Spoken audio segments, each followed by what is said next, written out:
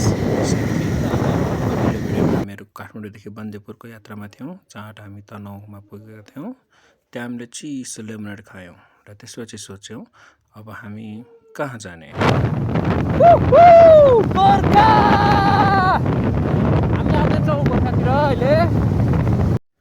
गोर्खाको बाटो साँच्चै नै निकै राम्रो सुन्दर थियो। जताततै हरियाली तपाईँ देख्न सक्नुहुन्छ, पिच बाटोहरू मात्रै थियो।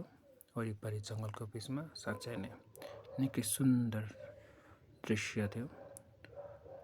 हजुरहरू पनि यो बाटो आउनुभएको छ भने कमेन्ट गरेर भनिदिनु होला हजुरलाई कस्तो लागेको थियो यहाँको यात्रा। हामीहरू दुई भाइ मनोज, वरुण र म, हामी दुई भाइ चाहिँ मजाले यहाँबाट राइड गर्दै आनन्दले गयौँ। निकै गीत गायौँ, हेऱ्यौँ यहाँका ठाउँहरू, दृश्यहरू।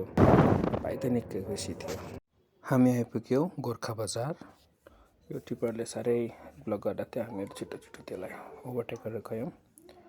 साँच्चै नै बजार पिचको बाटो छ, सडक ठिक्कको छ, त्यति ठुलो चौडा बनाइसकेको छैन। छेउछाउमा बजार, घरहरू, बस्तीहरू निकै बाक्लो देखिन्छ। र यहाँबाट अघि बढ्दै जाँदाखेरि तपाईँहरूले अब पुरै गोर्खा बजार हेर्न सक्नुहुन्छ। कति राम्रो छ, लामो छ, सुन्दर छ यो ठाउँहरू। ल बाँकी चाहिँ यहाँकै अब ओरिजिनली है। यो अहिले हामी आइपुगेका छौँ शहीद स्मृति गेट।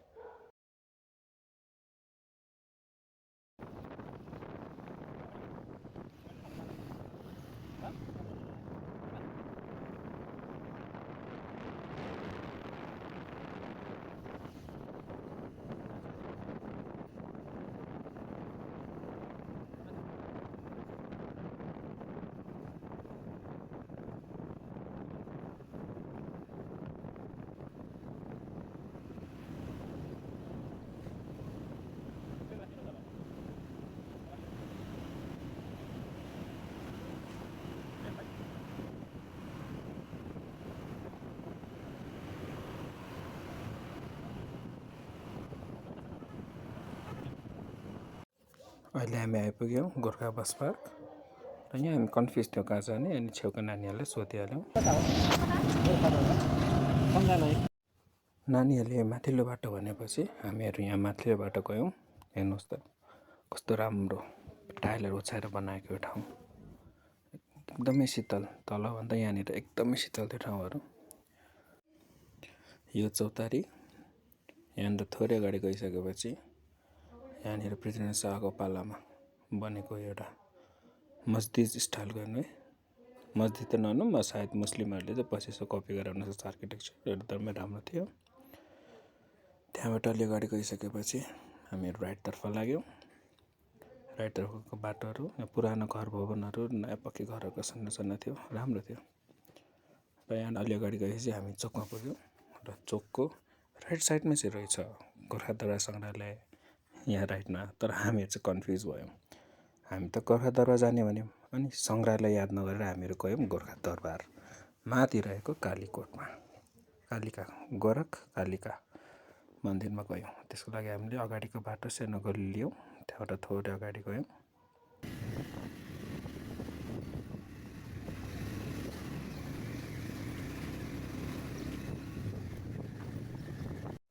दुवै भाइको पहिलोचोटिको यात्रा, थाहा थिएन बाटो कहाँ छ भनेर।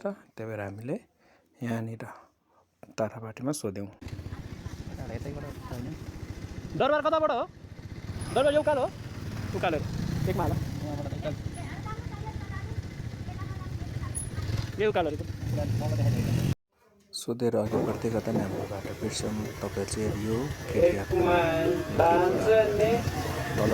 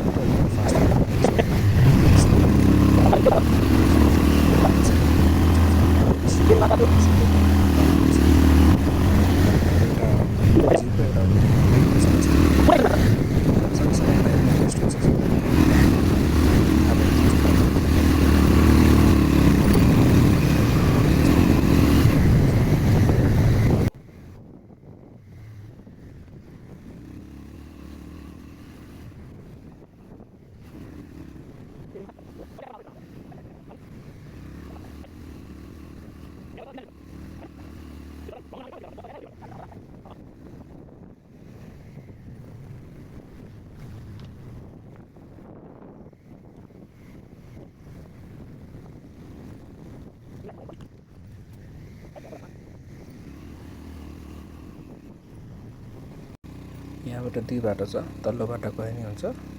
हामी चाहिँ माथिल्लो बाटोसम्मतिर गयौँ, थोरै रिस्की। तर यहाँबाट चाहिँ बाइक पार्किङलाई यो बाइकको पछाडि गयो पार्किङ भेटिहाल्यौँ भनेर गयौँ। यहाँबाट चाहिँ ठ्याक्कै तपाईँको भर्याङको बिचमा पुग्ने रहेछ। यहाँ बाइक राखिसकेपछि हामीहरू माथितर्फ लाग्यौँ। गोर्खा दरबार किल्ला यो चाहिँ ठाउँ एकदमै शान्त हुने भएकोले यहाँदेखि अगाडिको चाहिँ नेचुरली यहाँकै अब आवाजमा तपाईँहरूले सुन्नुहोला है।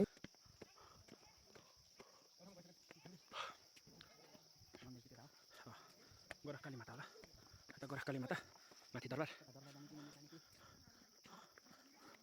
ढुङ्गा लेयर माथि लेयर यस्तो दामी भएन काटेर है चट्टम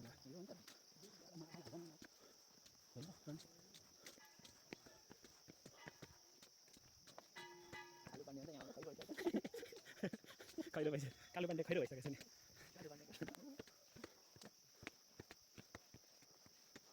के होइन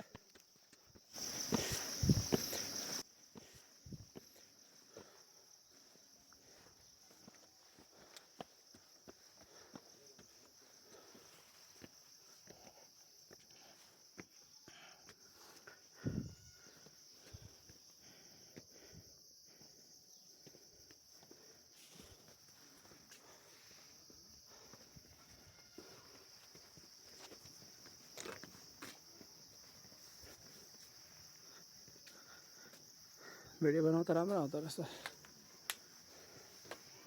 राम्रो कन्ट्रास्ट मिलेको नेचुरली नै।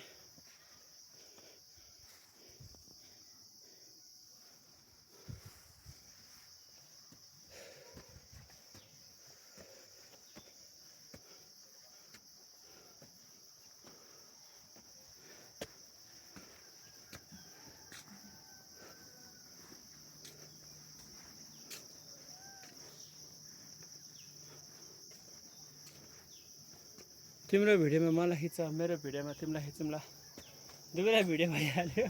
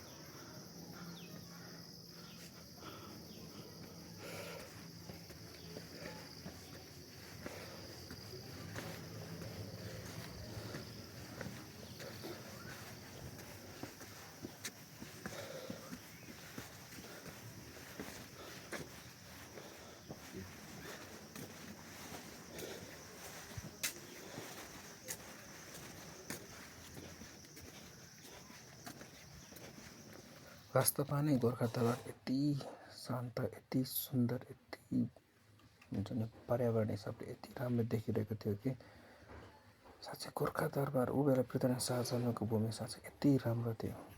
म अझै पनि सौन्दर्यतामा यति मोहित भएको छु कि त्यो हरिया फाँटहरू हजुरले देख्न सक्नुहुन्छ, यो हरिया जङ्गल, यो खुला निला आकाशी बादल, अनि यिनी चाहिँ भाइ यी क्युट बाँदरहरू।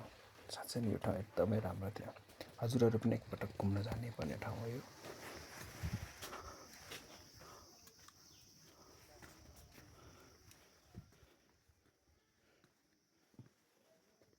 त्यहाँदेखि यो पुरै घुमेर बजार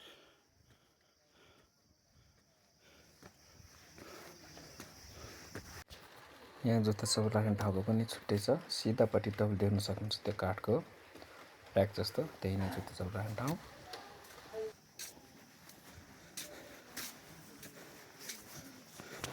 यो काठले बनाएका निकै साधारण तर एकदमै आकर्षक जुत्ता राख्ने ठाउँहरू यहाँ गोर्खा दरबार बजार देखिएको यो किल्लाहरू हेर्न सक्नुहुन्छ।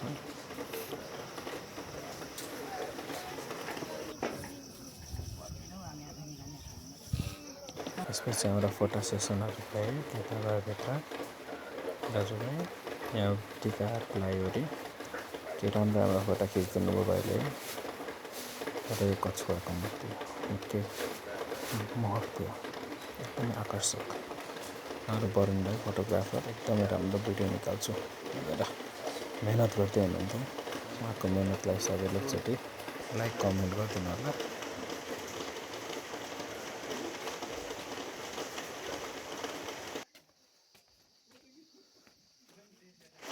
तुलसीपट्टा कछुवा हेर्न सक्नुहुन्छ कण विष्णुको अब तारेमान हो यसको अगाडिपट्टि एउटा देवथान रहेको छ जुन ढाकेर राखेको छ अझै हाम्रो केही फोटो सेसनहरू भयो फोटोहरू खिचौँ घाम चर्किनै लागे पनि शीतल उठेको ठाउँहरू त्यसपछि हामी लाग्यौँ गोरखापत्ता बजार सङ्ग्रहालयतर्फ